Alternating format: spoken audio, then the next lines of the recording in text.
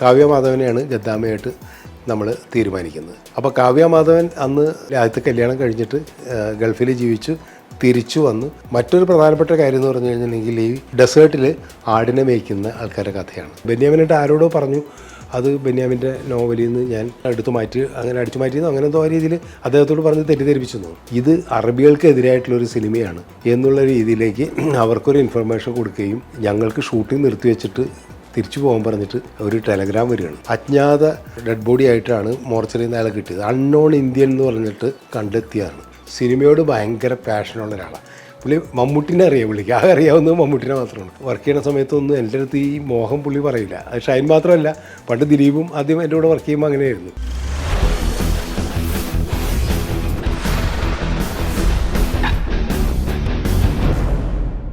നമസ്കാരം, എൻ്റെ സിനിമാ യാത്രയിലേക്ക് വീണ്ടും സ്വാഗതം. പ്രവാസികളെക്കുറിച്ചുള്ള സിനിമയും കഥകളും എന്നും മലയാളിയുടെ ജീവിതമായിട്ട് ബന്ധപ്പെട്ട് കിടക്കുന്നതാണ്. മലയാള സിനിമയിൽ ഒരുപാട് അത്തരം സിനിമകൾ പല കാലങ്ങളിലും ഉണ്ടായിട്ടുണ്ട്, ഇപ്പോഴും ഉണ്ടായിക്കൊണ്ടിരിക്കുന്നുണ്ട്. ഞാൻ 2-3 പ്രവാസ ജീവിതമായിട്ട് ബന്ധപ്പെട്ടുള്ള സിനിമകൾ ചെയ്തിട്ടുണ്ട്. അത് പെരുമഴക്കാലം, അതുപോലെ തന്നെ ഏറ്റവും പ്രധാനപ്പെട്ട മറ്റൊരു സിനിമ ഗദ്ദാമയാണ്. ഗദ്ദാമ എന്നുള്ള പേര് ആ സിനിമ ചെയ്യുന്ന സമയത്ത് ആർക്കും അത്ര പരിചിതമായിരുന്നില്ല. ഗദ്ദാമ എന്നുള്ള വാക്കിൻ്റെ അർത്ഥം ഇപ്പോൾ എല്ലാവർക്കും അറിയാം എന്നാണ് ഞാൻ വിചാരിക്കുന്നത്. അറബി നാട്ടിലെ വീട്ടുവേലക്കാരെ വിളിക്കുന്ന പേരാണ് ഗദ്ദാമ വരുന്നത്. അതൊരു നേഴ്സിംഗ് മാതിരിയുള്ള ജോലിയാണ്, അതിനെയാണ് ഗദ്ദാമ എന്ന് പറയുന്നത്. ഈ ഗദ്ദാമ എന്നുള്ള പേരിൽ എൻ്റെ സുഹൃത്ത് കൊടുങ്ങല്ലൂർക്കാരനായിരുന്ന, ഇപ്പോൾ അദ്ദേഹം ജീവിച്ചിരിപ്പില്ല, അദ്ദേഹം മരിച്ചുപോയി, കെ യു ഇക്ബാൽ. അദ്ദേഹം എഴുത്തുകാരനാണ്. അദ്ദേഹം ഗൾഫിൽ സൗദി അറേബ്യയിൽ റിയാദിൽ മലയാളം ന്യൂസ് എന്ന് പറയുന്ന ഒരു പത്രം ഉണ്ടായിരുന്നു. അത് ഗൾഫ് അറബി ന്യൂസ് എന്ന് പറഞ്ഞിട്ടുണ്ട്, അതിൻ്റെ മലയാളം വേർഷനായിരുന്നു. അതിൻ്റെ അവിടുത്തെ റിയാദിൻ്റെ ബ്യൂറോ ചീഫായിരുന്നു അദ്ദേഹം. ഒരുപാട് പ്രവാസ ജീവിതമായിട്ട് ബന്ധപ്പെട്ട ലേഖനങ്ങളും ഇതിൽ അദ്ദേഹത്തിൻ്റേതായ അദ്ദേഹം എഡിറ്റ് ചെയ്തിട്ടും അല്ലാണ്ടും എഴുതുന്ന ഒരുപാട് ലേഖനങ്ങളൊക്കെ വന്നിട്ടുണ്ട്. അദ്ദേഹം ഭാഷാഭൂഷണിയിൽ എഴുതിയിട്ടുള്ള ഒരു അനുഭവക്കുറിപ്പാണ് ഈ ഗദ്ദാമ എന്നുള്ള പേരിൽ. ഈ ഗദ്ദാമരുടെ ജീവിതം അവരെ നേരിട്ട് കണ്ട്, ഗദ്ദാമരെ നേരിട്ട് കണ്ട് അവരുടെ അനുഭവക്കുറിപ്പുകൾ അദ്ദേഹം ലേഖനമാക്കി ഈ ഭാഷാഭൂഷണിയിൽ എഴുതിയിരുന്നു. അതാണ് ഗദ്ദാമ എന്നുള്ളത്. ഇത് ഭാഷാഭൂഷണിയിൽ ഞാൻ വായിച്ചിട്ട് ഞാൻ കെ ഇക്ബാൽ എൻ്റെ സുഹൃത്തിനെ വിളിച്ചു. അദ്ദേഹം പറഞ്ഞു, എടോ ഇത് രസമുള്ള സംഭവമുള്ള അതിൽ സിനിമക്കുള്ള ഒരു കാര്യമുണ്ടല്ലോ എന്ന് പറഞ്ഞു. അപ്പോൾ ഇക്ബാലിൻ്റെ അടുത്ത് പറഞ്ഞു, എൻ്റെ കയ്യിൽ ഒരുപാട് ഇതുപോലുള്ള അനുഭവങ്ങളുടെ ഒരുപാട് ലേഖനങ്ങളുണ്ട്. അതിൽ ഗദ്ദാമ മാത്രമല്ല, അതുപോലെ ഈ അറബി നാടുകളിലെ മണലാരണ്യത്തിൽ ആടിനെയും ഒട്ടകത്തിനെയൊക്കെ മേയ്ക്കാനും അവിടെ ജോലി ചെയ്യാനായിട്ട് അവിടുത്തെ ഫാമിലൊക്കെ ജോലി ചെയ്യുന്ന, ഒരുപാട് കഷ്ടപ്പെട്ട് ജോലി ചെയ്യുന്ന ആൾക്കാരുടെ അതും അതിനെക്കുറിച്ചുള്ള പുള്ളി ലേഖനങ്ങൾ എഴുതിയിട്ടുണ്ട്. ഇടയ വിലാപങ്ങൾ എന്ന് പറഞ്ഞിട്ട് അദ്ദേഹത്തിൻ്റെ മറ്റൊരു ലേഖന പരമ്പരയുണ്ടായിരുന്നു. അപ്പോൾ അത് ചില ആൾക്കാരെ നേരിട്ട് പോയി കണ്ട് അവരുടെ ജീവിതം അദ്ദേഹം പകർത്തിയിട്ട് ഇൻ്റർവ്യൂ ചെയ്തിട്ടൊക്കെ എഴുതിയിട്ടുള്ള ലേഖനങ്ങളാണ്. അപ്പോൾ ഈ ഇടയ വിലാപങ്ങളും ഗദ്ദാമയും ഈ 2 ലേഖനങ്ങളെ ഒരുമിച്ച് കൂട്ടിയിട്ടാണ് ഞങ്ങൾ ഗദ്ദാമ എന്ന് പറയുന്ന സിനിമ ഉണ്ടാക്കുന്നത്.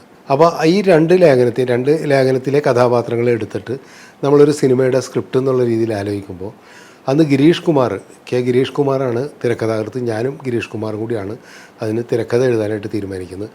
ഞങ്ങളുടെ ചർച്ചയിൽ, അപ്പോൾ കെ ഇക്ബാലും വന്ന് ഞങ്ങളുടെ ഒരുമിച്ചുള്ള ചർച്ചയിൽ നിന്നാണ് ഈ ഗദ്ദാമ എന്ന് പറയുന്ന തിരക്കഥ ഉണ്ടാകുന്നത്. അപ്പോൾ ഗദ്ദാമമാരുടെ ജീവിതം എന്ന് പറയുന്നത് ആ ഭാഷാഭൂഷണിൽ അദ്ദേഹം എഴുതിയ ലേഖനത്തിൽ ഇതിനേക്കാളും ക്രൂരമായ പീഡനങ്ങൾ അനുഭവിച്ചിട്ടുള്ള ഗദ്ദാമമാരുടെ പ്രശ്നങ്ങളാണ് അതിൽ അദ്ദേഹം വിവരിച്ചിട്ടുള്ളത്. പക്ഷെ ഞാൻ അതിൽ നിന്നൊരു കഥാപാത്രത്തെ മാത്രം എടുത്ത് ചില അനുഭവങ്ങളും ചില ഇൻസിഡൻസ് മാത്രം പലതിൽ നിന്നും എടുത്തിട്ടാണ് ആ സിനിമയിൽ ഉൾപ്പെടുത്തിയിട്ടുള്ളത്. അപ്പോൾ അത് ഡിസ്കസ് ചെയ്തുകൊണ്ടിരിക്കുമ്പോൾ ഞങ്ങളുടെ മുമ്പിലുള്ള പ്രശ്നം എന്ന് പറഞ്ഞു കഴിഞ്ഞാൽ, ഗദ്ദാമ എന്ന് പറയുന്ന സംഭവം തന്നെ ഇവിടുത്തെ ആൾക്കാർക്ക് അറിയില്ല. പിന്നെ ഈ ഗദ്ദാമവരെ എങ്ങനെയായിരുന്നു ഗൾഫിൽ ജീവിച്ചിരുന്നത്, നമുക്കൊരു എക്സാമ്പിൾ വേണമല്ലോ ഒരാളെക്കുറിച്ചിട്ട്. അപ്പോൾ അന്വേഷിച്ച് കഴിഞ്ഞപ്പോഴാണ് അപ്പം അറിയുന്നത് നിലമ്പൂർ ഐഷ എന്ന് പറയുന്ന ആക്ട്രസ് ഉണ്ട്. ഇപ്പോൾ നമുക്കെല്ലാവർക്കും അറിയാം, എനിക്ക് വളരെ കാലമായിട്ട് അറിയാവുന്നതാണ്. എൻ്റെ സിനിമാ ജീവിതം തുടങ്ങിയത് ത്രാസം എന്ന് പറയുന്ന സിനിമ, അതിൽ വളരെ പ്രധാനപ്പെട്ട ഒരു വേഷത്തിൽ അഭിനയിച്ചിട്ടുള്ളതാണ് ഐഷാത്ത. അപ്പോൾ ഐഷാത്ത ഇങ്ങനെ അന്ന് ഗദ്ദാമയായിട്ട് ജോലി ചെയ്തിട്ടില്ല, സൗദിയിലൊക്കെ ജോലി ചെയ്തിട്ടുള്ള വിവരം എനിക്കറിയാം. ഞാൻ ഐഷാത്തെ വിളിച്ചു, ഇങ്ങനെ സംസാരിച്ചു. അപ്പോൾ ഐഷാത്ത പറഞ്ഞ്, എനിക്കങ്ങനെ അത്ര വലിയ ദുരിതവും കഷ്ടപ്പാടൊന്നും ഉണ്ടായിട്ടില്ല, ഞാൻ ഗദ്ദാമയായിട്ട് ജോലി ചെയ്തിട്ടുണ്ടെന്നുള്ളത് ശരിയാണ്, പക്ഷേ കുറച്ചും കൂടി എനിക്ക് വളരെ ഹാപ്പി ആയിട്ടുള്ള ഒരു സംഭവം സിറ്റുവേഷനും ഒക്കെയാണ് ഉണ്ടായിട്ടുള്ളതെന്ന് പറയും. അതൊരു പക്ഷേ എന്നെ ഒരു ആക്ട്രസ് എന്നുള്ള രീതിയിൽ അവർ അംഗീകരിച്ചതുകൊണ്ടായിരിക്കാം എന്നൊക്കെ അവർ പറയുകയും ചെയ്തു. പിന്നീട് അവരുടെ ജീവിതം ആസ്പദമാക്കിയിട്ട് ഐഷ എന്ന് പറഞ്ഞിട്ട് അടുത്ത കാലത്ത് മഞ്ജു വാര്യർ അഭിനയിച്ചിട്ട് സിനിമ വരികയും ചെയ്തു. അപ്പോൾ ഞങ്ങൾ പറഞ്ഞതെന്ന് വെച്ചാൽ ഐഷാത്തയുടെ എന്താ പറയുക ഗദ്ദാമ ജീവിതമായിട്ട് യാതൊരു ബന്ധവും അതിന് വേണ്ട എന്നുള്ള രീതിയിൽ ഈ കെ ഇക്ബാലിൻ്റെ കഥയിൽ നിന്ന് തന്നെയാണ് ഞങ്ങൾ ആ സംഭവം ഉണ്ടാക്കിയത്. കാവ്യ മാധവനെയാണ് ഗദ്ദാമയായിട്ട് നമ്മൾ തീരുമാനിക്കുന്നത്. അപ്പോൾ കാവ്യ മാധവൻ അന്ന് സിനിമയിൽ അഭിനയം ഇടക്കാലത്ത് ബ്രേക്ക് എടുത്ത് ആദ്യത്തെ കല്യാണം കഴിഞ്ഞിട്ട് ഗൾഫിൽ ജീവിച്ചു തിരിച്ചു വന്നു. അവർ വീണ്ടും സിനിമയിൽ സജീവമായ സമയത്താണ് ഈ ഗദ്ദാമയിലെ വേഷം അഭിനയിക്കാനായിട്ട് ഞാൻ കാവ്യ മാധവനെ വിളിക്കുന്നത്. അപ്പോൾ ഗൾഫിലെ കഥയും കാര്യങ്ങളെല്ലാം പറഞ്ഞു കഴിഞ്ഞപ്പോൾ ത്രൂ ഔട്ട് വരുന്നൊരു ക്യാരക്ടറാണല്ലോ. അങ്ങനെയാണ് കാവ്യ ആ റോള് ചെയ്യാനായിട്ട് തയ്യാറായിട്ട് വന്നു. പിന്നെ ഞാൻ ആദ്യം പറഞ്ഞ ഇടയവിലാപങ്ങളും ഗദ്ദാമയും കൂടി ചേർന്നിട്ടാണെന്ന് പറഞ്ഞപ്പോൾ ഇടയവിലാപങ്ങളുമായിട്ടൊക്കെ ബന്ധപ്പെട്ട് ഇതേപോലെ ലേഖനത്തിൽ കെ ഇക്ബാലിൻ്റെ ലേഖനത്തിൽ റിയൽ ആയിട്ടുള്ള ഒരു മനുഷ്യനുണ്ടായിരുന്നു. ഗൾഫിൽ ഒരുപാട് പേർക്ക് സഹായങ്ങൾ ചെയ്തു കൊടുക്കുന്ന അയാളുടെ പേര് ഞാനിപ്പോൾ തൽക്കാലം ഒഴിവാക്കുകയാണ്. അദ്ദേഹത്തെ ക്യാരക്ടറൈസ് ചെയ്തുകൊണ്ടാണ് ശ്രീനിവാസൻ്റെ ക്യാരക്ടർ ഉണ്ടാക്കുന്നത്. റസാ കോട്ടേക്കാട് എന്ന് പറഞ്ഞ ക്യാരക്ടർ നമ്മൾ ഉണ്ടാക്കുന്നു. അതാണ് ശ്രീനിവാസൻ ചെയ്തത്. അങ്ങനത്തെ മനുഷ്യർ അവിടെയുണ്ട്. ആൾക്കാരുടെ ജീവിതം മറ്റു ഗൾഫിൽ പ്രവാസികൾക്കുള്ള കഷ്ടപ്പാടുകളും കാര്യങ്ങളൊക്കെ ഉണ്ടെങ്കിൽ അവരുടെ ഇടയിൽ എത്തുക, അവർക്ക് വേണ്ടി എല്ലാ സഹായങ്ങളും ചെയ്തു കൊടുക്കുക. ആരെങ്കിലും ജയിലിലായിട്ടുണ്ടെങ്കിൽ അവിടെ നിന്ന് ജയിലിൽ നിന്ന് അവർക്ക് വേണ്ട സഹായങ്ങൾ ചെയ്തു കൊടുക്കുക, ജയിലിൽ നിന്ന് ഇറങ്ങാനായിട്ട് അവരെ സഹായിക്കുക, തിരിച്ച് നാട്ടിലേക്ക് അയച്ചു കൊടുക്കുക. അങ്ങനെ അയക്കാനൊക്കെ സഹായിക്കുന്ന ഒരു കഥാപാത്രമുള്ളതിൽ ശ്രീനിവാസൻ ചെയ്തത് നമുക്കറിയാം. മറ്റൊരു പ്രധാനപ്പെട്ട കാര്യം എന്ന് പറഞ്ഞു കഴിഞ്ഞിട്ടുണ്ടെങ്കിൽ ഈ ഡെസേർട്ടിൽ ആടിനെ മേയ്ക്കുന്ന ആൾക്കാരുടെ കഥയാണ്. അതും ഈ ഇടയവിലാപങ്ങളിൽ ഇടയന്മാർ അങ്ങനെയുള്ള ഇടയന്മാരുടെ കഥയാണ് ആ ലേഖനത്തിലുണ്ടായിരുന്നത്. അതിൽ നിന്നാണ് ഈ ഷൈൻ ടോം ചാക്കോ ചെയ്ത കഥാപാത്രത്തെ ബഷീർ എന്ന് പറയുന്ന ക്യാരക്ടർ നമ്മൾ ഉണ്ടാക്കുന്നത്. അതും റിയലായിട്ടുള്ളൊരു ക്യാരക്ടറാണ്. റിയലായിട്ടുണ്ടായിരുന്ന ആ മനുഷ്യൻ മരിച്ചു പോവുകയും ചെയ്തിരുന്നു. ആ ബഷീർ എന്ന് പറയുന്ന ക്യാരക്ടർ പിന്നീട് മരിച്ചു എന്നുള്ളത് കെ ഇക്ബാലിൻ്റെ ആ ലേഖനത്തിൽ ഉള്ളത് തന്നെയാണ്. ഒരു അജ്ഞാത ഡെഡ് ബോഡി ആയിട്ടാണ് മോർച്ചറിയിൽ നിന്ന് അയാളെ കിട്ടിയത്. അൺനോൺ ഇന്ത്യൻ എന്ന് പറഞ്ഞിട്ട് അയാളുടെ ബോഡി ഈ ഞാൻ നേരത്തെ പറഞ്ഞ കഥാപാത്രം കണ്ടെത്തിയതാണ്. അപ്പോൾ അൺനോൺ ബോഡി എന്ന് പറഞ്ഞിട്ട് അൺനോൺ ഇന്ത്യൻ എന്ന് പറഞ്ഞിട്ട് ആ ഒരു ടാഗായിട്ടാണ് മോർച്ചറിയിൽ നിന്ന് കിട്ടി. അത് പിന്നീട് നാട്ടിലേക്ക് അയച്ചു. എവിടെയാണെന്ന് പോലും ആദ്യം അറിയാണ്ട് കുറേ കാലം ഫ്രീസറിൽ കിടന്നു എന്ന് പറയുന്നത്. എയർപോർട്ടിലെ ഫ്രീസറിൽ അങ്ങോട്ട് കിടന്നിട്ടാണ് പിന്നീട് ആരുടെയൊക്കെയോ ശ്രമഫലമായിട്ടാണ് ഇന്ന ആളാണെന്ന് തിരിച്ചറിഞ്ഞിട്ട് ഈ ബോഡി നാട്ടിലേക്ക് അയച്ചു. ഇങ്ങനെയൊക്കെയുള്ള കുറേ സംഭവങ്ങളുടെ ഒരു പശ്ചാത്തലത്തിലാണ് ഈ ഗദ്ദാമയുടെ സ്ക്രീൻ പ്ലേ നമ്മൾ ഉണ്ടാക്കുന്നത്. കുറച്ചുകൂടി റിയലിസ്റ്റിക് ആയിട്ട് ആ സിനിമ പറയാനായിട്ടാണ് നമ്മൾ ശ്രമിച്ചിട്ടുള്ളത്. ഞങ്ങളതിൻ്റെ സ്ക്രീൻ പ്ലേ ഉണ്ടാക്കി. അതിൻ്റെ നിർമ്മാതാവ് പ്രദീപ് എന്ന് പറഞ്ഞിട്ട് പ്രവാസി തന്നെയാണ്. ഷാർജയിലും ദുബായിലൊക്കെ ബിസിനസ് ചെയ്യുന്ന എൻ്റെ ഒരു സുഹൃത്ത്, എൻ്റെ ഒരു ബന്ധു കൂടിയായിട്ടുള്ള പാഷ എന്ന് പറഞ്ഞിട്ട് IAS ഓഫീസറാണ് അദ്ദേഹം. ഇപ്പോഴും സർക്കാർ സർവീസിലുണ്ട്. പാഷയുടെ വളരെ അടുത്ത സുഹൃത്താണ് ഈ പ്രദീപ്. പാഷയാണ് പ്രദീപിനെ എന്നുമായിട്ട് കണക്ട് ചെയ്ത് തരുന്നത്. പ്രദീപിന് ഇങ്ങനെ ഒരു സിനിമ എടുക്കണമെന്ന് ആഗ്രഹമുണ്ട്. അപ്പോൾ ഞാൻ പറഞ്ഞു ഇങ്ങനെ ഒരു സബ്ജക്റ്റ് ഉണ്ട്, അത് ദുബായിൽ വെച്ചിട്ട് ചിത്രീകരിക്കേണ്ടത്, ദുബായില്ല ഗൾഫിൽ വെച്ച് ചിത്രീകരിക്കേണ്ടതാണ്. അപ്പോൾ പുള്ളിക്ക് അത് കേട്ടപ്പോൾ കൂടുതൽ താല്പര്യമായി ഗൾഫിൽ വെച്ച് ചിത്രീകരിക്കുക. അപ്പോൾ സൗദിയിൽ നടക്കുന്ന കഥയാണ്. അപ്പോൾ സൗദിയിൽ ഒരിക്കലും വന്ന് ഷൂട്ടിങ്ങിന് പെർമിഷൻ കിട്ടില്ല. സൗദിയിൽ സിനിമയെല്ലാം അന്നില്ല. ഇപ്പോഴാണ് സിനിമാ തിയേറ്ററൊക്കെ സൗദിയിൽ വന്നത്. നമ്മൾ ഗദ്ദാമ ചെയ്യുന്ന സമയത്ത് സൗദിയിൽ സിനിമ ഷൂട്ടിംഗ് പോയിട്ട് സിനിമാ തിയേറ്റർ പോലും ഇല്ല. അപ്പോൾ സൗദിയിൽ വെച്ച് ഷൂട്ട് ചെയ്യുന്നത് അത്ര പ്രായോഗികമായിട്ടുള്ള കാര്യമല്ല. അപ്പോൾ പിന്നെ അത് ഷൂട്ട് ചെയ്യണം എവിടെയാണ്? ദുബായിലോ അല്ലെങ്കിൽ എവിടെയാണ്. അപ്പോൾ ദുബായി ആയിട്ട് ഇത് കാണിക്കാനും പറ്റില്ല, സൗദി ആയിട്ട് ഇതിനെ കാണിക്കാൻ വേണം സിനിമയിൽ. അപ്പോൾ നമ്മളത് വലിയൊരു ടാസ്ക്കായിരുന്നു. എങ്ങനെയാണ് ഇതിൻ്റെ ലൊക്കേഷൻ എന്ന് പറയുന്നത്. ദുബായിയുടെ ഒരു ലാൻഡ്മാർക്കോ അല്ലെങ്കിൽ അതിൻ്റെ ഐഡൻറ്റിറ്റി ഉള്ള ഒരു സംഭവങ്ങളും കാണിക്കാനും പറ്റില്ല. അപ്പോൾ നമുക്ക് അവിടെ ഷൂട്ട് ചെയ്യാൻ വേണം. കാരണം UAE എവിടെയെങ്കിലും ഷൂട്ട് ചെയ്യാനും വേണം, വേറെ എവിടെയും ഷൂട്ട് ചെയ്യാനും പറ്റില്ല. അങ്ങനെ അവസാനം ഞങ്ങൾ തിരഞ്ഞെടുത്ത സ്ഥലം എന്ന് പറഞ്ഞാൽ ഫുജൈറയാണ്. ഫുജൈറയിൽ കുറേ സ്ഥലങ്ങളെന്ന് പറഞ്ഞു കഴിഞ്ഞാൽ ഫുജൈറ ടൗണിൽ നിന്ന് വിട്ടിട്ട് കുറച്ച് മാറിക്കഴിഞ്ഞിട്ടുണ്ടെങ്കിൽ സൗദി ആണെന്ന് തോന്നുന്ന രീതിയിൽ സൗദിയുടെ അതേപോലത്തെ കുറേ സ്ഥലങ്ങളുണ്ട്. അപ്പോൾ ഫുജൈറയിൽ ലൊക്കേഷനൊക്കെ കണ്ടു. നമുക്ക് ഫുജൈറ പെർമിഷൻ വേണം. പക്ഷേ അവിടെ ഈ ഗദ്ദാമ താമസിക്കുന്ന കാവ്യ അന്ന് ഒരു അറബിയുടെ വീട്ടിൽ താമസിക്കുന്നതൊക്കെയായിട്ട് സിനിമയിലുണ്ടല്ലോ. അപ്പോൾ അതിന് പറ്റുന്നൊരു വലിയ മാൻഷനും ഒരു വീടൊക്കെ വേണം. അതൊന്നും അവിടെ കിട്ടിയില്ല. അവസാനം അത് ഷാർജയിലാണ് ഷൂട്ട് ചെയ്യേണ്ടത്. അപ്പോൾ അത് ഷാർജയിലാണ്. നമ്മളവിടെ ഒരു ഹെറിറ്റേജ് ബിൽഡിങ്ങാണ്. ആ ഹെറിറ്റേജ് ബിൽഡിംഗ് കണ്ടു. അവിടെ ഇത് ഷൂട്ട് ചെയ്യാനായിട്ട് പെർമിഷനൊക്കെ വാങ്ങിച്ചു. അപ്പോൾ അവർക്ക് ഇതിൻ്റെ കഥയൊന്നും ഒന്നും അറിയില്ല. ഞങ്ങൾ വേറൊരു ടൈപ്പ് കഥയൊക്കെ എഴുതിയിട്ട് കൊടുത്ത് പെർമിഷൻ, കാരണം പെർമിഷൻ കിട്ടാന്ന് പറഞ്ഞാൽ ഷൂട്ടിങ്ങിന് പെർമിഷൻ കിട്ടാന്ന് പറഞ്ഞാൽ കുറച്ച് പാടാണ്. കാരണം ഈ അറബികളൊക്കെ മോശമാക്കുന്ന ഒരു സംഭവങ്ങളൊക്കെ വെച്ചിട്ടുള്ള ഒരു കഥ കൊണ്ട് കൊടുത്തു കഴിഞ്ഞാൽ അവർ പെർമിഷൻ തരില്ല. അപ്പോൾ അതുകൊണ്ട് കുറച്ച് കാര്യങ്ങളൊക്കെ ഒന്ന് മാറ്റി സ്ക്രിപ്റ്റ് കൊടുത്തു. ഇതിൻ്റെ അകത്ത് ഏറ്റവും വലിയൊരു പ്രശ്നം വന്നതെന്ന് വെച്ച് കഴിഞ്ഞാൽ കുറേ അറബി ക്യാരക്ടേഴ്സ് ഉണ്ട്, അറബികളായിട്ടുള്ള കഥാപാത്രങ്ങൾ സൗദിയിലെ. ആ വീട്ടിലെ ഗദ്ദാമ സിനിമ കണ്ടിട്ടുണ്ടെങ്കിൽ അതിൽ നിങ്ങൾക്ക് എല്ലാവർക്കും അറിയാവുന്നുണ്ട്. അതിൽ പ്രധാനമായിട്ടൊരു സ്പോൺസറുണ്ട്, കഫീൽ. അതായത് ഇയാളുടെ മുതലാളിയായിട്ട്, മറ്റേ കാവ്യയുടെ മുതലാളിയായിട്ടുണ്ട് ഒരു മനുഷ്യനുണ്ട്, സ്പോൺസർ. പിന്നെ ആ വീട്ടിലെ അറബി വേറെ ഉണ്ട്, കുറേ അറബി സ്ത്രീകളുണ്ട്.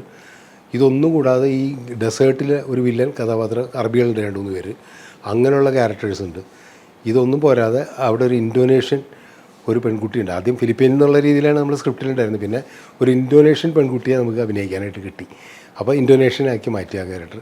സുരാജ് വെഞ്ഞാറമൂടായിട്ടുള്ള ഒരു റിലേഷൻഷിപ്പൊക്കെ ആയിട്ട് ആ സിനിമയിൽ കാണിക്കുന്നത്. ഇങ്ങനെ കുറേ ക്യാരക്ടേഴ്സ് കിട്ടി. അവരൊക്കെ അറബി അല്ലാണ്ട് വേറൊരു ഭാഷ അവർക്ക് അറിയില്ല, അല്ലെങ്കിൽ പിന്നെ അവരുടെ ലോക്കൽ ഭാഷ മാത്രമേ അറിയുള്ളൂ. നമുക്ക് അവരെ ഡയലോഗ് പഠിപ്പിക്കണം. അപ്പോൾ അവരുടെ ഡയലോഗ്സ് എല്ലാം അറബിയാണ്, പക്ഷേ നമുക്കത് ഇംഗ്ലീഷിൽ എഴുതി പിന്നെ അത് അറബിയിലേക്ക് അവർ മാറ്റി അത് പിന്നെ ഞങ്ങളൊരു ഇൻ്റർപ്രറ്ററെ വെച്ചിട്ട് ഇതൊക്കെയാണ്. അങ്ങനെ കുറേ ടാസ്കുകളൊക്കെ ഉണ്ടായിരുന്നു. അപ്പോൾ ഈ സ്പോൺസറായിട്ട് അഭിനയിക്കുന്ന ആളെന്ന് പറഞ്ഞു കഴിഞ്ഞാൽ ഞാൻ അയാളോട് സ്ക്രിപ്റ്റൊക്കെ പറഞ്ഞു കഴിഞ്ഞാൽ പുള്ളി ഭയങ്കര രസികനായിട്ടുള്ളൊരു കക്ഷിയാണ്. പുള്ളി അവിടെ നാടകങ്ങളിലൊക്കെ അഭിനയിച്ചിട്ടുള്ളതാണ്. ഈ അവിടുത്തെ ഈ ഫുജൈറയിലെ റോയൽ ഫാമിലിയിൽ പെട്ട കക്ഷിയാണ് പുള്ളി. ഭയങ്കര പൈസക്കാരനൊക്കെയാണ് റോയൽ ഫാമിലി, നമുക്കറിയാലോ. പക്ഷേ സിനിമയോട് ഭയങ്കര പാഷനുള്ള ഒരാളാണ് പുള്ളി. മമ്മൂട്ടിനെ അറിയാം പുള്ളിക്ക്, ആകെ അറിയാവുന്നത് മമ്മൂട്ടിനെ മാത്രമാണ്, വേറെ ആരും അറിയില്ല. അതേസമയം അമിതാഭ് ബച്ചൻ,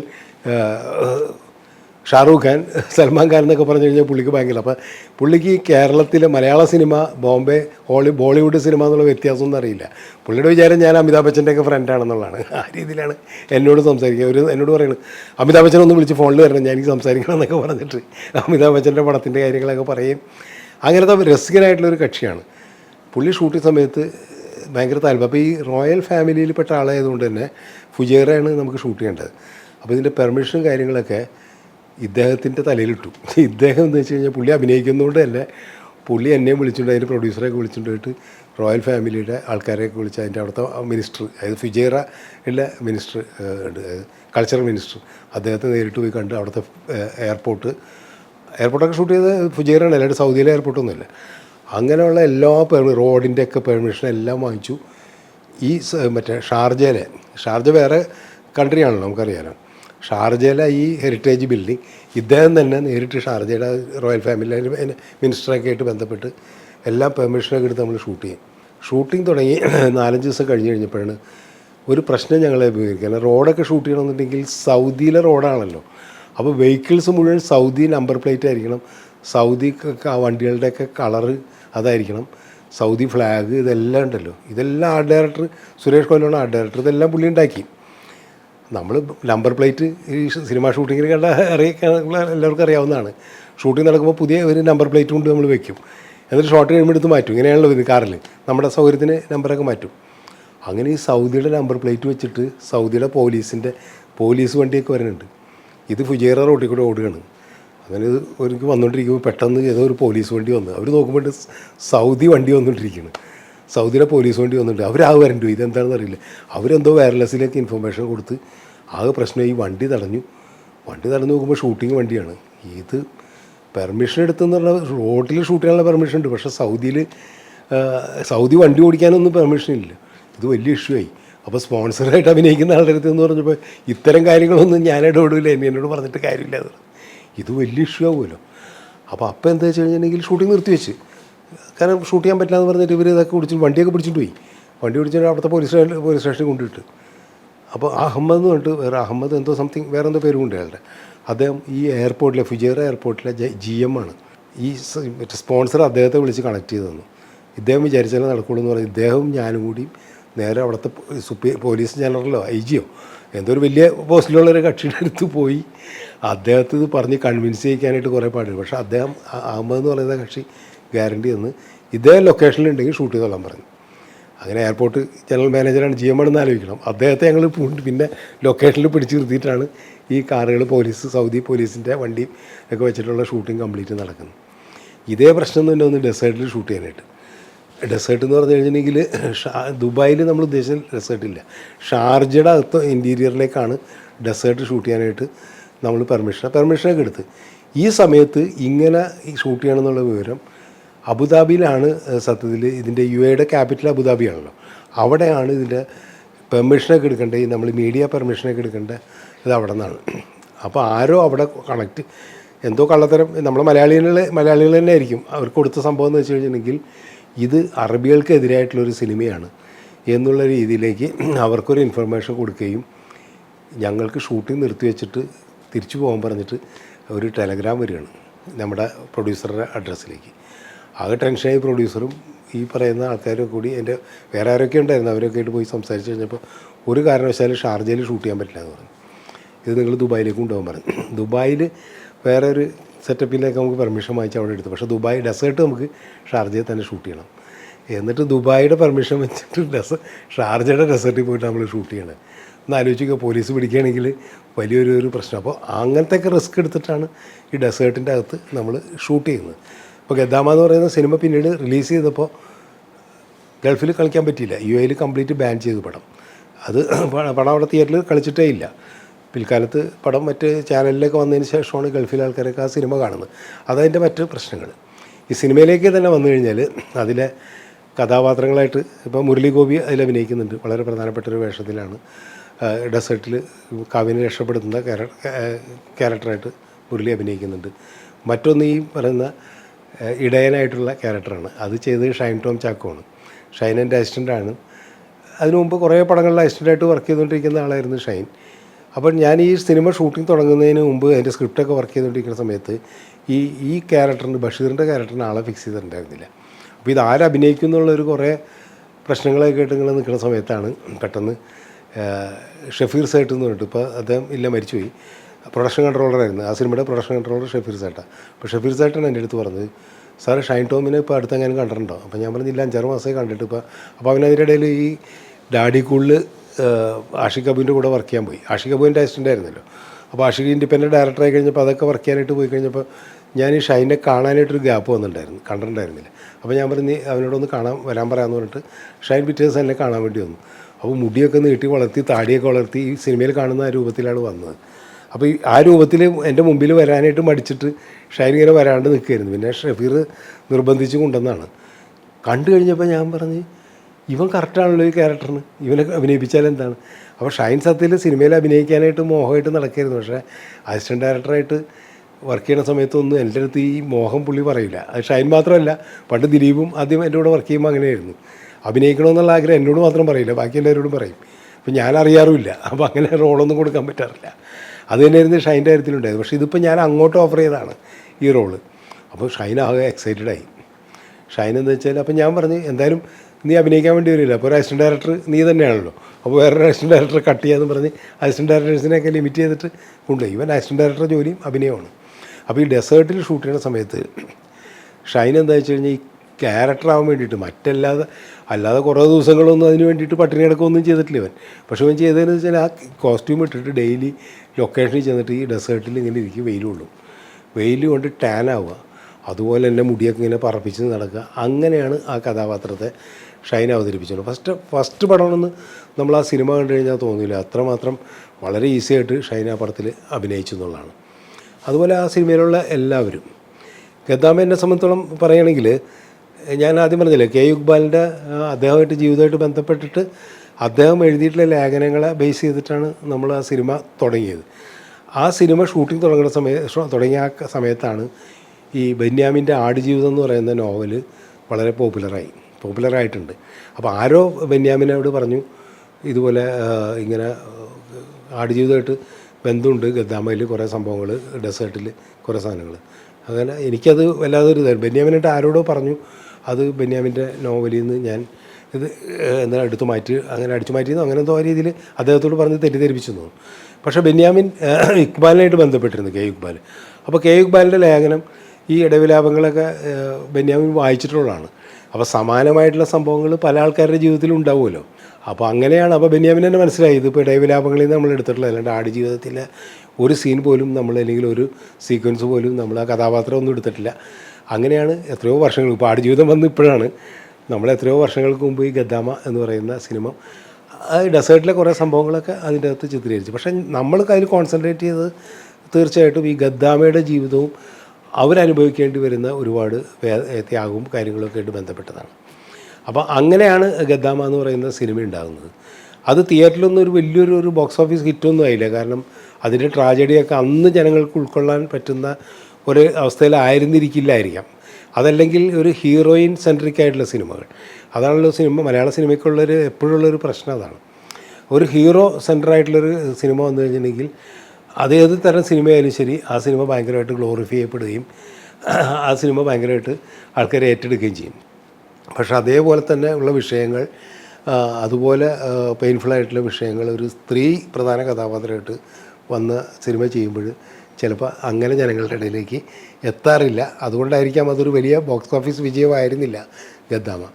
എങ്കിലും ഒരു സിനിമ, അപ്പോൾ വേറൊരു പ്രധാന കാര്യം പറയാനുള്ളതെന്ന് വെച്ച് കഴിഞ്ഞാൽ അതിൽ സുരാജ് വെഞ്ഞാറമൂട് ഒരു ക്യാരക്ടർ ചെയ്തിട്ടുണ്ട്. അന്ന് സുരാജ് വെഞ്ഞാറമൂട് വളരെ തമാശ ഉള്ള ക്യാരക്ടേഴ്സ് മാത്രം ചെയ്യുന്ന സമയത്ത് ഒരു സീരിയസ് വേഷം പോലും സുരാജ് അതുവരെയും ഒരു സിനിമയിലും ചെയ്തിട്ടില്ല.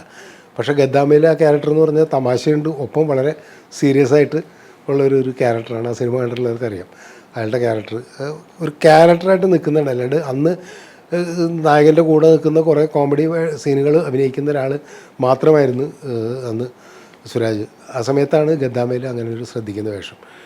അതുപോലെ തന്നെയാണ് നമ്മുടെ ജാഫർ ഇടുക്കിയൊക്കെ അന്ന് വളരെ ചെറിയ ചെറിയ കോമഡി സീനുകൾ അഭിനയിച്ചുകൊണ്ടിരിക്കുമ്പോഴാണ് സീരിയസ് ആയിട്ടുള്ളൊരു വേഷത്തിൽ ജാഫർ ഇടുക്കി ആ സിനിമയിൽ വരുന്നത്. അങ്ങനെ കുറേ ആൾക്കാർ അതിൽ ക്യാരക്ടേഴ്സ് നമുക്കറിയാം. പിന്നെ ശ്രീനിയുടെ കാര്യം ഞാൻ ആദ്യം പറഞ്ഞു, ക്യാരക്ടർ ത്രൂ ഔട്ട് വരുന്ന ക്യാരക്ടറാണ്. അതുപോലെ അതിന് മ്യൂസിക് ചെയ്തിരിക്കുന്നത് ബെന്നറ്റ് വീതിരാഗ് എന്ന് പറഞ്ഞിട്ട് രണ്ടുപേരാണ്. Bennett ഗിറ്റാറിസ്റ്റാണ് basically. വീതിരാഗ് ഹിന്ദുസ്ഥാനിയും ഒക്കെ ചെയ്യുന്ന പാട്ട് പാടുന്ന ഒരു സിംഗറും കൂടിയാണ് പുള്ളി, മ്യൂസിക് കമ്പോസറാണ്. അവരതിനു മുമ്പ് 2 പടങ്ങൾ, ഔട്ട് ഓഫ് സിലബസ് എന്നൊക്കെ പറഞ്ഞിട്ടുള്ള പടങ്ങൾ, നല്ല ഹിറ്റ് പാട്ടുകൾ ചെയ്തിട്ടുള്ള ആൾക്കാരാണ് ബെന്നറ്റ് വീതിരാഗ്. 2 പേരാണ്, ചെറുപ്പക്കാരാണ്. അവരാണ് അതിന് മ്യൂസിക് ചെയ്തത്. അത് എനിക്ക് അവരായിട്ട് അങ്ങനെ അടുപ്പുണ്ടായിരുന്നില്ല. അത് നമ്മുടെ പ്രൊഡ്യൂസർ പ്രദീപ് വഴി തന്നെയാണ് അവരിലേക്ക് എത്തുന്നതും. അവർ റഫീഖാണ് റഫീഖ് അഹമ്മദാണ് അതിന് പാട്ട് എഴുതിയത്. ഹരിഹരനൊക്കെ പാടിയിട്ടുണ്ട് ആ പടത്തിൽ. ചിത്ര പാടിയൊരു പാട്ട്, ചിത്ര വിജയസാസ് പാടിയ പാട്ട് വലിയ ഹിറ്റായിരുന്നു. പിന്നെ ബിജുമേനോനെ അതിൽ അഭിനയിച്ചിട്ട്, കാവ്യയുടെ പേരായിട്ട് ബിജുമേനനാണ്, ഗസ്റ്റ് റോളാണ്. ഒരു ലെങ്ത് ക്യാരക്ടറൊന്നുമില്ല, പക്ഷേ ബിജുമേനൻ അതിൽ വന്നിട്ടുണ്ട്. അങ്ങനെ ഗദ്ദാമ എന്ന് പറയുന്നത് നാട്ടിലെ സീൻസ് നമ്മൾ കുറവാണെങ്കിലും ഗൾഫിൽ തന്നെയാണ് ഏതാണ്ട് പൂർണ്ണമായിട്ട് ചിത്രീകരിച്ചത്. അപ്പോൾ ഒരു പ്രത്യേകത എന്ന് വെച്ചാൽ ആ സിനിമ വന്നു കഴിഞ്ഞപ്പോൾ ഇത് സൗദിയിലല്ല ഷൂട്ട് ചെയ്തെന്നുള്ളത് ആർക്കും മനസ്സിലായിട്ടില്ല എന്നുള്ളതാണ്. ആ സിനിമ കണ്ടിട്ടുള്ള പ്രത്യേകിച്ച് സൗദിയിലുള്ള ആൾക്കാർ തന്നെ എൻ്റെ അടുത്ത് പലരും ചോദിച്ചാൽ, നമ്മൾ ഒരുപാട് സുഹൃത്തുക്കളൊക്കെ ഉണ്ട്, ഇതെങ്ങനെ നിങ്ങൾ സൗദിയിൽ ഷൂട്ട് ചെയ്തെന്ന് പറഞ്ഞു. കാരണം സൗദിയെ അനുസ്മരിപ്പിക്കുന്ന രീതിയിലുള്ള ബിൽഡിങ്സ്, അവരുടെ എല്ലാ ഐഡൻറ്റിറ്റിയുള്ള കാറുകളായാലും ശരി, മറ്റ് എല്ലാ ലെറ്റേഴ്സ്, ഇപ്പോൾ റോഡ് സൈഡിൽ മറ്റ് ബോർഡുകളൊക്കെ ഉണ്ടാവുമല്ലോ. ഈവൻ നമ്മൾ നേരെ മുമ്പിൽ കാണുന്ന ഷോപ്പിലുള്ള ബോർഡുകളിൽ വരെയും ഈ അറബിയിൽ സൗദിയിൽ കാണുന്ന അതേ ടൈപ്പ് ചില ലെറ്ററിലൊക്കെ ദുബായിൽ നിന്നൊന്നും ഉണ്ടാവില്ല, അല്ലെങ്കിൽ ഫുജേറ ഒന്നും ഉണ്ടാവില്ല, അതിന് പകരം സൗദി എന്നൊക്കെ എഴുതി. അവിടുത്തെ ബത്ത എന്ന് പറഞ്ഞിട്ട് വളരെ പ്രസിദ്ധമായൊരു ടൗണുണ്ട്. ആ ബത്തയുടെയൊക്കെ പരിസരത്തൊക്കെയുള്ള ചില പേരുകളൊക്കെ ബോർഡുകളിലൊക്കെ വെച്ചിട്ട്, അങ്ങനെ അതൊക്കെ വളരെ കെയർഫുള്ളായിട്ട് ആർട്ട് ഡയറക്ടറൊക്കെ അത് ചെയ്തിട്ടുള്ളതാണ് ആ സിനിമയിൽ. അപ്പോൾ അത്തരം ഡീറ്റെയിലിലേക്കൊന്നും അന്ന് സിനിമ കാണുന്ന ആൾക്കാരുടെ റീച്ച് ഇല്ല എന്നുള്ളതാണ് ഞാൻ മനസ്സിലാക്കുന്നത്. ഇന്നൊരു പക്ഷേ റീവൈൻഡ് ചെയ്ത് ആ സിനിമ കാണുമ്പോൾ ആൾക്കാർക്ക് അതൊക്കെ മനസ്സിലാവും എത്രമാത്രം സൗദി ആയിട്ട് ആ സിനിമ മാറിയിട്ടുണ്ട്. കാരണം ഒരു ഫ്രെയിം പോലും സൗദിയിൽ ഷൂട്ട് ചെയ്യാതെ നമ്മൾ സൗദി അറേബ്യ ആയിട്ടാണ് ഫുൾ. അവിടുത്തെ ജയിൽ കാണിച്ചിട്ടുണ്ട്. ഇതെല്ലാം ഷൂട്ട് ചെയ്തത് ഫുജേറയിലും ദുബായിലും ഷാർജയിലൊക്കെ ആയിട്ടാണ്. അപ്പോൾ അങ്ങനെയാണ് ഗദ്ദാമയുടെ വിശേഷങ്ങളെന്ന് പറയുന്നത്. എന്നെ സംബന്ധിച്ചോളം ഒരു പ്രവാസി സിനിമ എന്നുള്ള രീതിയിൽ പ്രവാസികളുടെ പ്രശ്നങ്ങളെ അഡ്രസ്സ് ചെയ്യുന്ന സത്യസന്ധമായിട്ട് അവതരിപ്പിച്ചിട്ടുള്ള സിനിമ തന്നെയാണ് ഗദ്ദാമ ആയാലും ശരി, അതുപോലെ തന്നെ പെരുമഴക്കാലം ആയാലും ശരി.